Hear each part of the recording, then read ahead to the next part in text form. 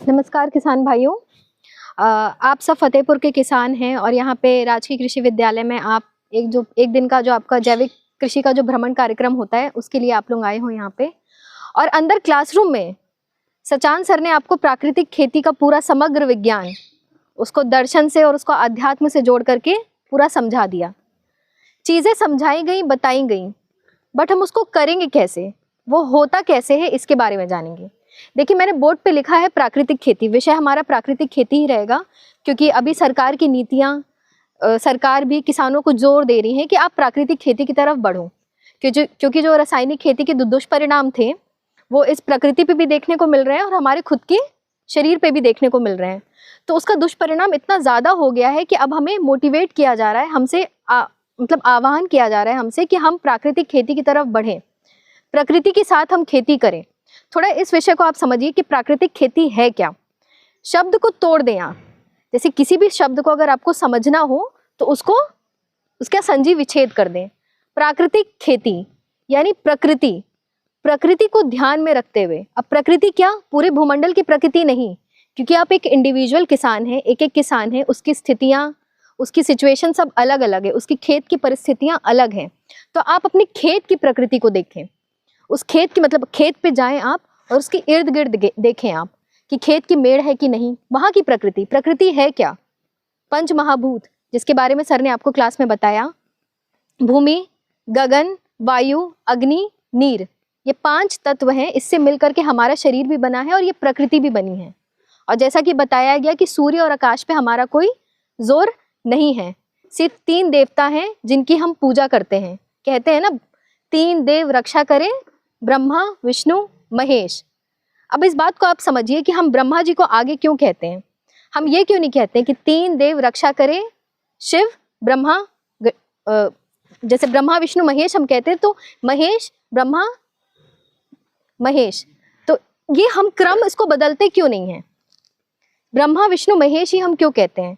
ब्रह्मा जी का वास पेड़ों में है, वो ऑक्सीजन देती है हमें। दिन में हम सांस लेते हैं, हमें 21,000 बार हमें ऑक्सीजन की जरूरत पड़ती है, मतलब सांस हमारे लिए सबसे महत्वपूर्ण है, इसलिए हम ब्रह्मा जी को ऊपर रखते हैं।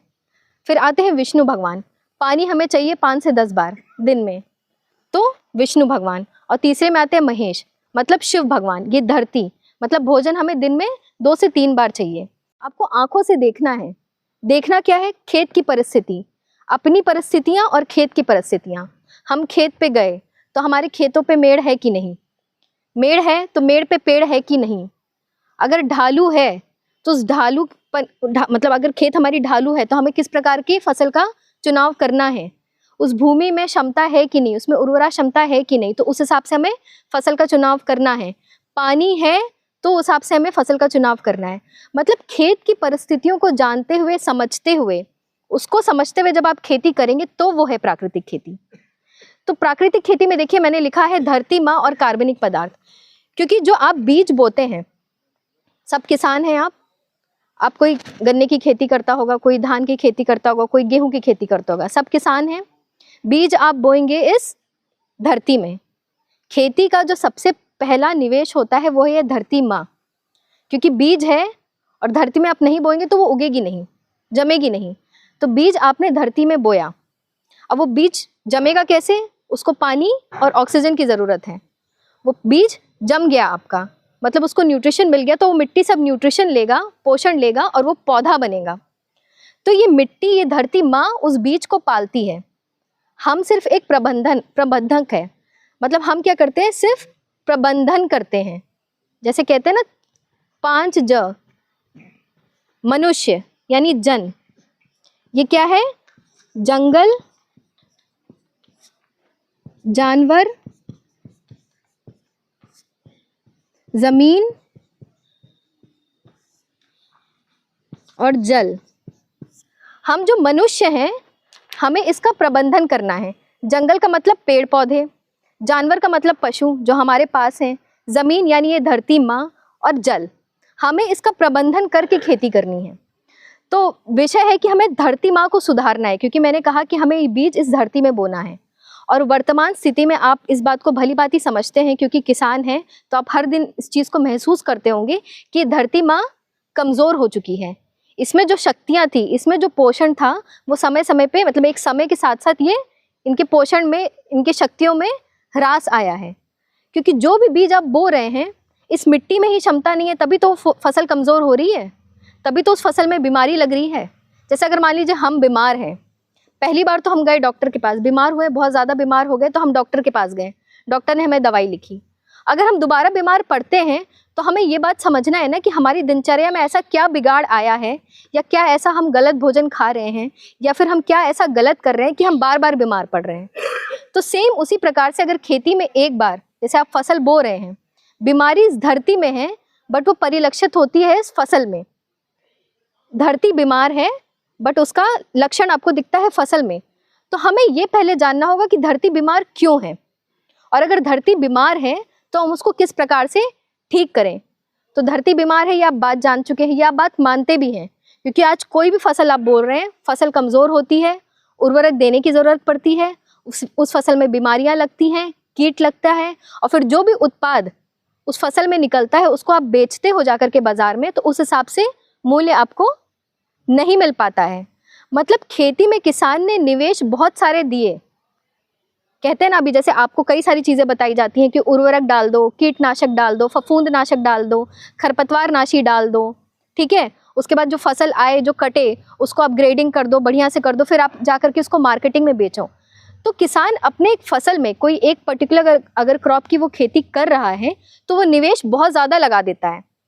आपने पूरे प्रयास अपनी खेती में करके देख लिए, बट प्रश्न चिन्ह ये है कि क्या उन प्रयासों से आपको लाभ मिला? जो कुछ भी आपने अपने खेत को सुधारने के लिए किया, उस खेत में जो फसल है उसको सुधारने के लिए जो भी प्रयास आपने किए, क्या वो प्रयास आपके सफल हो पाए? हो पाए कि नहीं? आपसे सवाल है ये, बताइए, हाँ कि ना? नहीं। तो आपको ये समझना है कि जो प्रयास आपने किए हैं वो सफल हो क्यों नहीं पा रहे हैं? क्योंकि जो आपको बताया गया, जो आपका एक्सपीरियंस था, जो कुछ भी सिखाया पढ़ाया गया, वो तो सब आपने खेती में कर लिया, बट आपको लाभ मिल क्यों नहीं रहा है? अभी वर्तमान स्थिति में क्या है कि किसान लाभ को आर्थिक उससे जोड़ करके देखता है। मतलब अगर लाभ है, मतलब पैसा है तब लाभ है, उस लाभ को वो अपने शरीर से, अपने स्वास्थ्य से, अपनी खुशियों से जोड़ करके नहीं देख पा रहा है, क्योंकि हम अपने सनातन से दूर हो चुके हैं। कृषि कब खेती में परिवर्तित होगी हमें नहीं पता चला। अंदर बताया गया कृषि मूलस्य जीवनम, जीवन का जो मूल है वो कृषि है, खेती नहीं है। कृषि क्या होती थी? पूरी समग्र विज्ञान था, जिसमें खेती बाड़ी शब्द आता था। अभी हम सिर्फ खेती करते हैं, बाड़ी को हमने हटा दिया, यानी जानवर को हमने अपने जीवन से हटा दिया। तो क्या हुआ कि जो ये हमारे पास प्राकृतिक संसाधन थे वो क्षीण होते गए। जैसे अभी क्या है कि किसान कई सारी चीज़ों की समस्या बताता है। पहले तो वो बताता है कि मिट्टी कमज़ोर है तो उसमें उर्वरक डालने की ज़रूरत है, फिर वो कहता है कि उस फसल में बीमारियां बहुत ज़्यादा लग रही हैं, फिर कहता है कि उसमें कीट बहुत ज़्यादा लग रहे हैं, फिर एक समस्या वो बताता है खरपतवार की। कहता है कि अब खेत में खरपतवार बहुत ज़्यादा हो गए, उसके लिए हमको वीडीसाइड डालना पड़ता है। इस संसार में, इस पूरे प्रकृति में एक बैलेंस बना हुआ है, एक संतुलन बना हुआ है, और सब एक चक्र के तहत चलते हैं। मतलब सबका एक क्रम है। जैसे कि मैंने बताया कि ब्रह्मा विष्णु महेश, उसी तरीके से प्रकृति में पूरा एक क्रम है। जो भी फसल अवशेष है आपके खेत में, वो प्रायः मुख्यतः भोजन हुआ करता था आपके पशुओं का। मैं सनातन की अगर बात करूं तो हर किसान के पास पशु हुआ ही करते थे। किसान कहलाने लायक अधूरा था जब तक उसके पास गाय भैंस या कोई जानवर ना थी। अगर किसान, जैसे कहते हैं ना कि अगर आपके पास 2 एकड़ का खेत है तो आप किसान हो, नहीं, 2 एकड़ का खेत है और आपके पास पशु भी हैं, तब वो किसान की परिभाषा पूरी होती है। तो अभी क्या हुआ कि आपके खेत में जो खरपतवार है वो एक तरह से फसल अवशेष ही है, फसल है जो आपके काम की नहीं है। आप कहते हो कि ये एक तरह का क्या है कि मतलब वीड है, ये हमारे ज़रूरत की नहीं है। तो फसल अवशेष या फिर खरपतवार मैं कहूँ तो ये आपके लिए समस्या है। ये समस्या बनी क्यों? क्योंकि आपने अपने घर से जानवर को, पशु को बाहर भेज दिया। पहले क्या होता था, जैसे मैंने कहा कि एक क्रम है, खरपतवार होते थे किसी खेत में तो आसपास की महिलाएं उस खेत से खरपतवार को उखाड़ ले आती थी और अपने पशुओं को चारे के रूप में दे देती थी। वो पशु गोबर करता था या बकरी का बीट होता था, जो कुछ भी होता था वो गोबर करता था और वो गोबर खेत में जाता था। अब खेत में उस वक्त खेत की मिट्टी इतनी संपन्न थी, हमारी धरती माँ इतनी संपन्न थी कि केचुए बहुत ज़्यादा थे। आज आप किसी खेत में जाओ, आपको केचुए दिखते नहीं हैं। बारिश के समय पे कुछ दिख जाए तो दिख जाए, ऐसे आपको अपने खेत में केचुए नहीं देखने को मिलते। आप अगर खुरपी से खोद भी दो तो भी गुच्छे भर केचुए आपको नहीं दिखेंगे, बट पहले आपको दिख जाया करते थे। तो पहले की स्थिति में बता रही हूँ कि खरपतवार हुआ करता था तो जानवर थे, जानवर वो खाते थे, गोबर करते थे, गोबर जाता था खेत में केचुआ हुआ करते थे, वो वर्मी कंपोस्ट बनाते थे और उस वर्मी कंपोस्ट को वापस सूक्ष्म जीवाणु अपघटित करते थे, तो आखिरी में जाकर के जीवांश बनता था। यानी पहले अपघटन की क्रिया यहाँ पे हो जाया करती थी, फिर दूसरी अपघटन की क्रिया यहाँ होती थी, फिर ये जो तीसरे अपघटन के बाद जो जीवांश बनता था यही उस फसल का भोजन हुआ करता था। तभी हमारी धरती माँ संपन्न थी। बट हमने क्या किया, इसको अपना दुश्मन मान लिया। मतलब खरपतवार हमारे लिए एक समस्या बन गई। गाय भैंस जानवर को हमने अपने जीवन से दूर भेज दिया। गोबर है नहीं, केचुए हमारे मिट्टी से ख़त्म हो चुके हैं क्योंकि हमने इतना केमिकल का यूज़ किया कि उसका रेसिडुअल इफेक्ट इस मिट्टी पे इतना हुआ कि केचुए सब मर गए। मैकेनाइजेशन का दौर आया, ट्रैक्टर यूज़ किया, रोटावेटर की वजह से केचुए मर गए। तो अब हम क्या करते हैं, वर्मी कंपोस्ट बाहर से बना करके देते हैं। प्राकृतिक खेती का मूल ये है कि कुछ भी आपको बाहर से निवेश नहीं करना है, जो प्रकृति है उसी को आप ठीक कर दें, केचुए स्वतः वहाँ पे आ जाएं। अभी हम क्या करते हैं कि जाके केचुए खरीदते हैं, फिर वर्मी कंपोस्ट बनाते हैं, फिर उसको अपने खेत में डालते हैं, क्योंकि हमने इस एक क्या है क्रम है ना, क्रम को हमने तोड़ दिया, तो हमें यह एक्स्ट्रा निवेश करने की ज़रूरत पड़ रही है। बट वही अगर हमारी खेत की स्थिति अच्छी होती, हमारे पास जानवर होता, गोबर होता उसका, तो वो खेत में जाता, वर्मी कंपोस्ट स्वतः बिना किसी एक्स्ट्रा निवेश के वहाँ पे बनता, उस वर्मी कंपोस्ट को सूक्ष्म जीवाणु खाते तो अंत में जाकर के जीवांश बनता, जो कि एक फसल का भोजन होता है। ये मिट्टी को, इस धरती माँ को पोषण देता है, तो ये जाकर के बनता और फसल इसका प्रयोग करती, तो जो भी फसल तब बनती, जो फसल तब तैयार होती, उसमें पोषण बहुत ज़्यादा होता। तो एक पहला काम हमने क्या किया कि इस चक्र को हमने तोड़ दिया, तो हमें बाहर से वर्मी कंपोस्ट देने की ज़रूरत पड़ती है। कार्बनिक पदार्थ हमने देना खेत में छोड़ दिया, तो अब खेत में ह्यूमस नहीं बनता है। अब मैं ह्यूमस के विषय पे आऊँगी, जो धरती माँ को ठीक करने का विषय है। पूरा विषय, जो ये पूरी कहानी थी, वो धरती माँ को हमें ठीक करना है। तो हम धरती माँ को ठीक कैसे करें, उसका यही उपाय है कि मैं खेत में ह्यूमस को बढ़ा देना है। आप में से कितने लोगों ने मिट्टी की जांच करा रखी है? किसी ने कराई है? हाँ हाँ, नहीं, वो सब बात पे मत जाइए, आप बस हम जितना सवाल पूछ रहे हैं उतना बताइए। आपने मिट्टी की जांच कराई है कि नहीं? अभी तक नहीं कराई है ना आपने। अगर आप मिट्टी की जांच कराएं तो एक सॉइल हेल्थ कार्ड मिलता है, आपने कराया है? एक सॉइल हेल्थ कार्ड मिला था, उसको पढ़ा था, खोल के देखा था आपने? क्या लिखा था उसमें?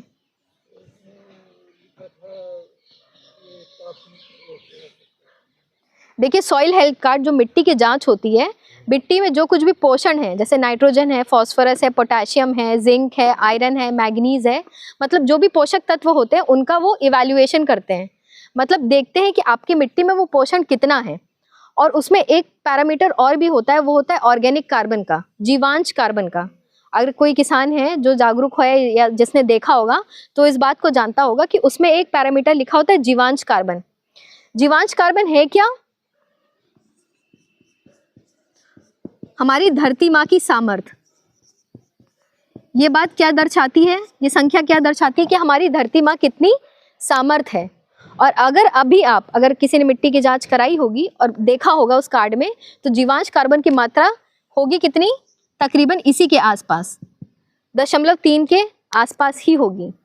और बताया गया है आपको क्लासरूम में कि होनी कितनी चाहिए, वो गलत, 7-8 आपने कुछ और देखा होगा, वो मात्रा इतनी होती है। और होनी कितनी चाहिए आपके खेत में, उस मिट्टी में? 1% से ज्यादा। अभी की मिट्टी में इतनी है, बट होनी चाहिए 1% से ज्यादा। ये बात क्या चीज को इंगित करती है? 0.3 और 1%, कितने की गिरावट है? 0.7। ये चीज दर्शाती है कि हमारी मिट्टी में अब सामर्थ्य नहीं है। धरती माँ आपको चीख चीख के कह रही है कि बेटा मेरे अंदर सामर्थ्य नहीं है, मुझ में धान, गेहूं, गन्ना, जो ऐसी फसलें हैं जो ज्यादा पोषण की डिमांड करती हैं, वो फसल मेरे अंदर मत बो। उन फसल का चुनाव आप मत करो जिसमें पानी ज्यादा लगाना पड़ता है, क्योंकि धरती माँ कह रही है कि मेरे अंदर अब ये सामर्थ्य नहीं रही कि मैं उस फसल को या उस बीज को पाल पाऊं। होनी चाहिए इतना बट रह गई इतना, यानी 0.7 की गिरावट आ गई है। इस गिरावट को हमें ठीक करना है, क्योंकि अगर ह्यूमस इतना होगा जो मैंने बताया कि 1% या उससे ज्यादा होगा, तो मतलब उस धरती माँ को सारे तरह के पोषण मिल गए। उसमें आपको बाहर से कुछ भी डालने की जरूरत नहीं है, किसी भी तरह के उर्वरक डालने की जरूरत नहीं है, उस फसल में कोई भूमि जनित रोग नहीं होगा, किसी भी तरह का एंजाइम देने की आपको जरूरत नहीं है, किसी भी तरीके से आपको मतलब एक होता है ना कि मल्टीविटामिन सप्लीमेंट देने की आपको उस धरती में जरूरत नहीं है।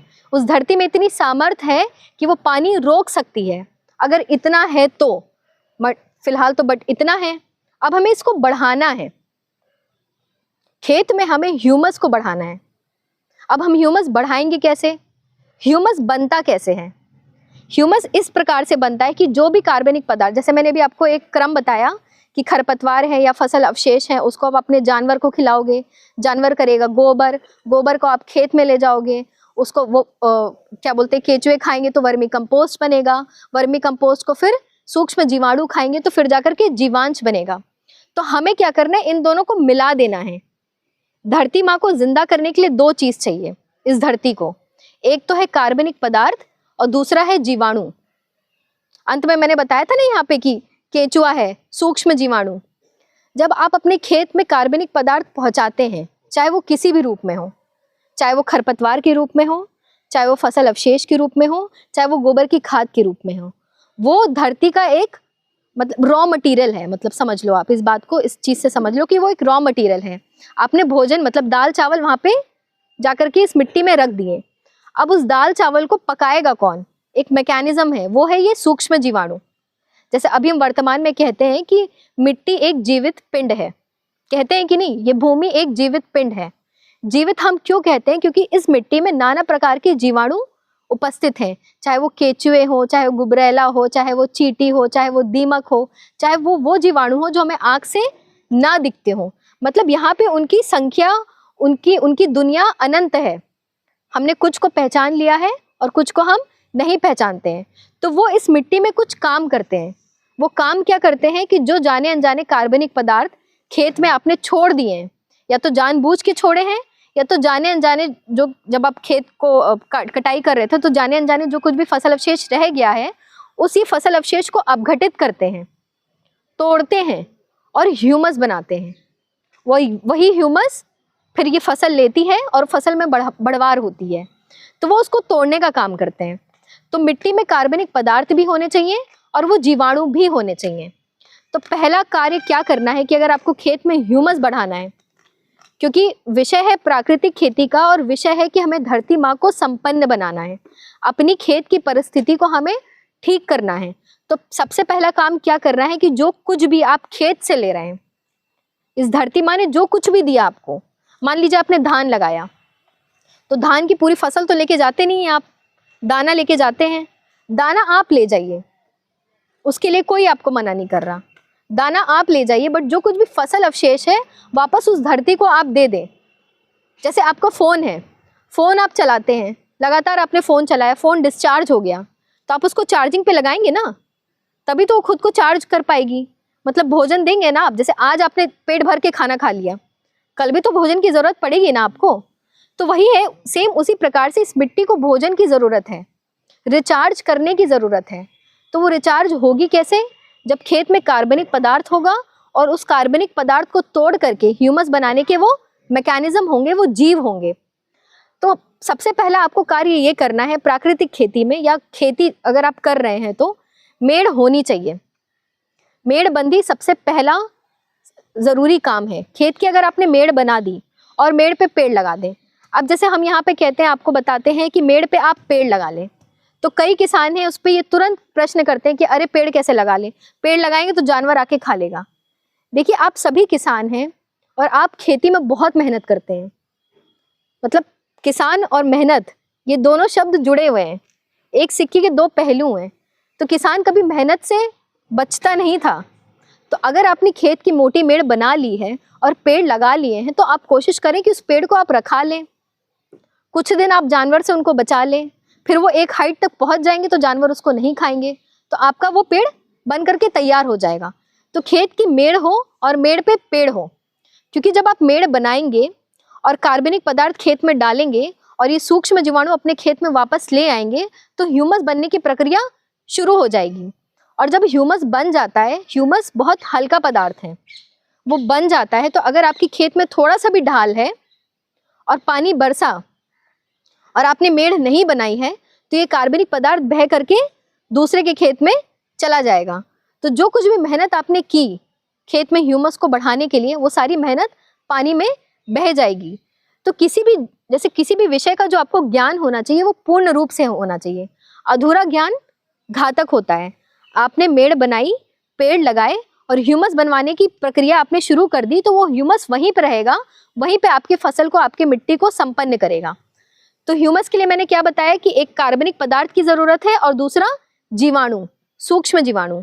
और जैसा कि हमने समझा कि हमारे खेत में जब केचुए ही नहीं रहे, इतना ज्यादा हमने केमिकल का प्रयोग किया कि हमारे खेत में केचुए ही नहीं बचे, तो वो जीवाणु जो हमें आंखों से नहीं दिखते हैं, सूक्ष्म हैं, बहुत छोटे हैं, क्या वो बचे होंगे?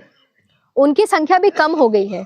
तभी आपको बाहर से भी कल्चर आते हैं, rhizobium culture, PSB culture, Azotobacter culture. ये क्या है? ये सूक्ष्म जीवाणु हैं।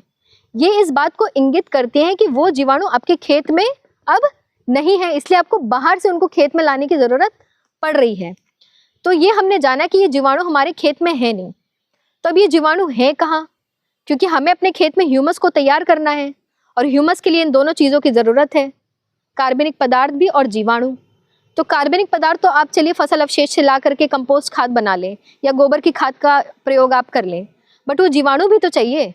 तब विषय आता है जीवामृत का। आपने सुना होगा कि जब भी प्राकृतिक खेती की बात होती है तो लोग कहते हैं प्राकृतिक खेती का मतलब है जीवामृत।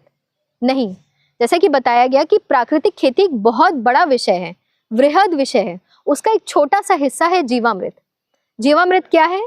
जो जीवाणु आपके खेत में नहीं है, जैसा अभी मैंने बात की कि जीवाणु आपके खेत में नहीं है, उनको आपको कहीं से ला करके उनका संवर्धन करना है, उनको बनाना है और उनको वापस से अपने खेत में पुनर्स्थापित करना है, ताकि ह्यूमस बनने की प्रक्रिया शुरू हो पाए। तो हमने ये जाना कि हमारे इस धरती माँ में वो जीवाणु, सूक्ष्म जीवाणु नहीं है। तो हमें ये जीवाणु मिलेंगे कहाँ से? प्रश्न ये भी तो है कि ला करके उनको इस मिट्टी में डालना है, तो कहाँ से लेकर के आए? तब बात आती है जंगल की, क्योंकि जंगल की माया अनंत है, वहाँ की प्रकृति संपन्न है, वहाँ पे हमने कुछ भी नहीं किया, वहाँ इंसानों का किया धरा कुछ भी नहीं है, वहाँ पे प्रकृति अपने आप में संपन्न है। तो वहाँ की मिट्टी हमें लेकर के आनी है, क्योंकि वहाँ पे क्या होता है कि जो भी कार्बनिक पदार्थ गिर रहा है किसी भी पेड़ से, वो वहीं पे गिर रहा है, सालों से वहीं पे सड़ रहा है, पानी का वहीं जमाव हो रहा है। तो वहाँ पे जो अपघटन की क्रिया है वो बहुत बेहतरीन हो रही है, जो जीवांश बनने की क्रिया है वो बहुत अच्छी है। तो वहाँ की जब मिट्टी आप लेकर के आते हैं तो उस मिट्टी में एक नमी रहती है, उस मिट्टी में एक संपन्नता रहती है, उस मिट्टी में जीवाणुओं की संख्या अच्छी रहती है। तो बस वहाँ से मिट्टी आपको लेकर के आनी है। तो अब विषय पे मैं आती हूँ कि जीवामृत हमें बनाना कैसा है। देखिए, ये मेरे पास जीवामृत का ड्रम बन करके तैयार है, जैसा कि आप लोग देख रहे हैं इसको। ये जीवामृत है।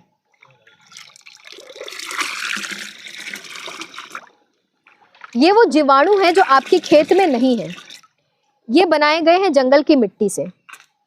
अब बहुत सारे ऐसे किसान हैं, अगर आसपास कोई जंगल है तो वहां से ले आए।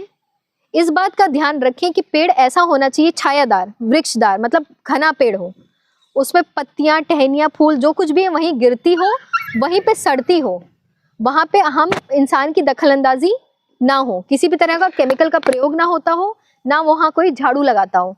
वहाँ की पत्तियां आप 2-3 इंच हटाएंगे तो नीचे की मिट्टी आपको भुरभुरी मिले, उस मिट्टी में नमी मिले, तो उस मिट्टी में जीवाणु अच्छी तरह से काम करें, मतलब जीवाणु सक्रिय हैं। या तो आप वहां से मिट्टी लेकर के चले आए, या तो फिर हमारे पास जीवामृत बन करके तैयार है, यहाँ से आप 1-1, 2-2 लीटर ले जाकर के अपने ड्रम में भी बना सकते हैं। अब ये जीवामृत जो आपने बनाया है ये काम क्या करता है? मैंने बताया कि ये ह्यूमस बनाने का काम करता है। जीवाणु है, आपने कार्बनिक पदार्थ दिया और ये ह्यूमस बनाने की प्रक्रिया शुरू कर दी। तो अगर कोई किसान है, जैसे मान लीजिए कोई किसान है, 1 या 2 एकड़ का किसान है, ये 200 लीटर का ड्रम 10 एकड़ खेत के लिए पर्याप्त है। अगर कोई 10 एकड़ वाला किसान है जिसके पास इतनी भूमि है तो वो सिर्फ 200 लीटर का ड्रम बनाए और इसका प्रयोग खेत में कर ले। वही अगर कोई 1 या 2 एकड़ का किसान है तो उसको सिर्फ 50 लीटर बनाना है। बनाए वो 200 लीटर के ही ड्रम में, बट मात्रा 50 लीटर का कर दे वो। तो 50 लीटर के हिसाब से उसको भोजन कितना देना है? 7 किलो। इस बात को लिख लीजिए आप कि 1 या 2 एकड़ का कोई किसान है जिसके पास 1 या 2 एकड़ की ज़मीन है, उसको 50 लीटर जीवामृत बनाना है और उसमें आपको 7 किलो भोजन देना है। जीवामृत बनाए कैसे? आप यहाँ से 1 लीटर लेके चले गए, 1 या 2 लीटर जितना भी मिला, 200 लीटर के ड्रम में डाला, 50 लीटर तक पानी भर दिया आपने और तो उसमें आपने 7 किलो भोजन दे दिया। अब भोजन में आप देंगे क्या? क्योंकि जीवाणु है, उनकी संख्या को बढ़ा रहे हैं ना आप, तो बढ़ाने के लिए उनको भोजन देंगे। तो भोजन में क्या देंगे आप? या तो उनको गुड़ दें, 7 किलो गुड़ दे दे पूरा, या तो 7 किलो चीनी दे दे, या तो फिर 7 किलो को 2 पार्ट में डिवाइड कर दें। कितना आपका 3.5 किलो चीनी दे दें या गुड़, या 3.5 किलो आटा। तो वो आप डिसाइड करें कि आपको उनको सिर्फ गुड़ खिलाना है या सिर्फ चीनी खिलाना है या चीनी या आटा देना है। ये आप पे निर्भर है। उनको भोजन बस 50 लीटर का जो जीवामृत आप बना रहे हैं उसको 7 किलो भोजन चाहिए। और वही कोई किसान है जो 3 से 5 एकड़ वाला किसान है, जिसकी भूमि 3 से 5 एकड़ की है, उसको 100 लीटर जीवामृत बनाना है। उसके लिए भोजन आपको कितना डालना है? 14 किलो। तो वो चाहे आप एक बार में डाल दें, चाहे वो आपको उसको समय समय पे डालें, ये आपकी इच्छा है। और वही कोई किसान 6 से 10 एकड़ वाला किसान है तो उसको पूरा ये 200 लीटर का ड्रम बनाना है और उसमें उसको कितना केजी भोजन देना है? 28 केजी। 28 केजी भोजन देना है। या तो गुड़ के माध्यम से दे दें, या तो बस चीनी के माध्यम से, या तो गुड़ या फिर आटा, या फिर चीनी या फिर आटा के माध्यम से दे दें। अब ये जो जीवाणु आपने बनाए हैं इसको 2-2.5 महीने लगेंगे बनने में, क्योंकि इस बात को समझिए कि ये 200 लीटर का ड्रम है, जीवाणु कम थे, आपने उनको भोजन दिया तो आप उनको समय भी तो देंगे। जैसे आपको दही खाने की इच्छा होती है तो आप थोड़ा सा जामुन लेते हैं और दूध को हल्का सा गुनगुना करते हैं, एक टेम्परेचर पे लाते हैं, फिर उस जामुन में दूध डालते हैं, तब जाकर के 5-6 घंटे बाद दही बनकर के तैयार होती है। बट वही आप चाहो कि 1 घंटे में दही खा लो आप, तो मुमकिन है नहीं। सेम इसी प्रकार से ये जीवाणु है, इनको समय लगता है, इनको एक पर्याप्त टेम्परेचर की ज़रूरत है, पर्याप्त कंडीशन की ज़रूरत है और पर्याप्त भोजन की ज़रूरत है। जब आप उनको समय देते हो, भोजन देते हो, तब ये जाकर के अच्छे से मैच्योर हो पाते हैं। तो आपने जीवामृत बना लिया। अब जीवामृत की पहचान आप कैसे करेंगे? जैसा कि मैंने दिखाया शुरुआत में ही कि इस जीवामृत में एक मटमैला सा रंग आ जाता है। एक पहचान ये है, थोड़ा सा गाढ़ापन ये ले लेता है। और दूसरा है कि इसमें एक गंध आती है, तीक्ष्ण गंध। वही गंध है जो दही खट्टी हो जाने के बाद हो जाती है, क्योंकि दही खट्टी होने का मतलब है कि उसमें बैक्टीरिया की ग्रोथ बहुत ज़्यादा हो गई है, तो उसके वजह से एक गंध आती है। सेम उसी प्रकार से इस जीवामृत के ड्रम से भी वो गंध आएगी। तो आप समझ जाएं कि ये जीवामृत आपका बन करके तैयार हो गया है। तो आपने कार्बनिक पदार्थ खेत में पहुंचा दिया और जीवामृत बना करके आपने तैयार कर दिया। अब इसका प्रयोग आप कैसे करेंगे? प्रयोग की विधि ये है कि सबसे बेहतरीन जो समय होता है जीवामृत प्रयोग करने का, वो होता है बारिश का समय। क्योंकि बारिश में आपके खेत में 2 इंच पानी भरा रहता है ना। आपको क्या करना है कि 1 एकड़ के किसान के लिए मैं बता रही हूँ, फिर जिसका जितना खेत होगा उस हिसाब से आप कर लीजिएगा। 1 एकड़ वाला किसान 20 लीटर इसमें से निकाले, एक बाल्टी में रखे और अपने खेत ले जाए, और जगह जगह पानी भरा ही हुआ है, जगह जगह मग्गे से इस जीवामृत को डालाएं। तो पानी के माध्यम से ये जो जीवाणु जिनका आपने संवर्धन किया है वो पूरे खेत में आपके फैल जाएंगे। ठीक। अब वो काम क्या करेंगे? एक तो पहले आपने बारिश के समय पे इसका प्रयोग कर लिया, और अगर कोई किसान है जो बारिश के समय पे प्रयोग नहीं कर पा रहा है और रबी की फसल में उसका प्रयोग करना है, तो बस वही 1 एकड़ का किसान 20 लीटर इसमें से निकाले, 100 किलो सड़ी हुई गोबर की खाद ले, उसमें मिला दें, अच्छे से मिक्स कर दें और खेत में पहुंचा दें, खेत में बिखेर दें और पीछे से जुताई कर दें। अब ये जो जीवाणु आपने बनाए हैं, 2 समय पे आपने इसका प्रयोग कर लिया, या तो बारिश के समय पे या तो रबी के समय पे। बारिश में आपको सिर्फ लिक्विड प्रयोग करना है, अगर आप रबी की सीजन में प्रयोग कर रहे हैं तो इसको आप गोबर की खाद के रूप में डाल देंगे। अब ये जीवाणु आपने बना लिए और खेत में आपने कार्बनिक पदार्थ पहुंचा दिया, तो ह्यूमस बनने की प्रक्रिया शुरू हो जाएगी। और इस बात को आप ध्यान रखें कि जो जीवाणु, ये जीवाणु आप लाए कहाँ से हैं? जंगल की मिट्टी से। तो ये काम कहाँ पे करेंगे?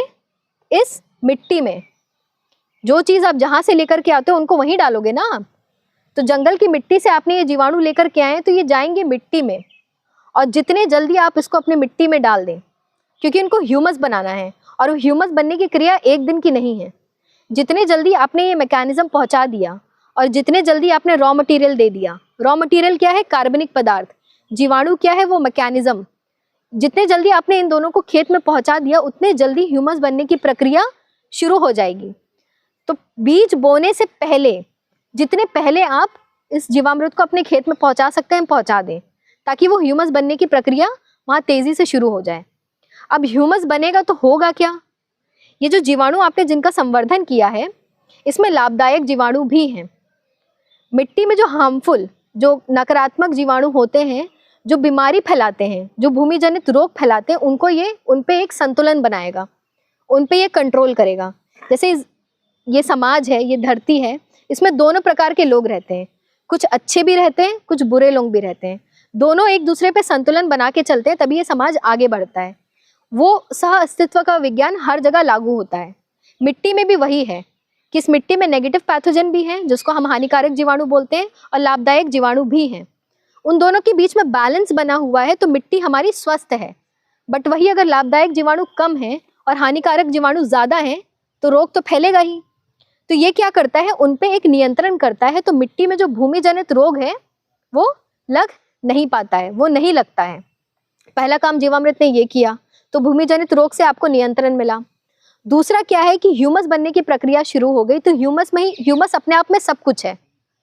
अगर ह्यूमस बनना शुरू हो गया, तो मिट्टी में जो हम कहते हैं ना कि 17 तरह के पोषक तत्व की जरूरत होती है एक फसल को बढ़ने के लिए, तो वो 17 तरह के पोषक तत्व उस मिट्टी को मिल गए, क्योंकि ह्यूमस में सब कुछ है। जो हम बात करते हैं कि अलग से एंजाइम देने की जरूरत है, ये जीवाणु एंजाइम भी बनाते हैं। तो आपको बाहर से कोई भी इनपुट या कोई भी निवेश देने की उस मिट्टी में जरूरत नहीं है। वो मिट्टी आप देखेंगे कि एक समय के बाद वो मिट्टी मुलायम हो गई है। आपको देखने को महसूस होगा, उस मिट्टी में केचुए वापस आ जाएंगे। किसी भी तरह का उर्वरक देने की जरूरत नहीं है।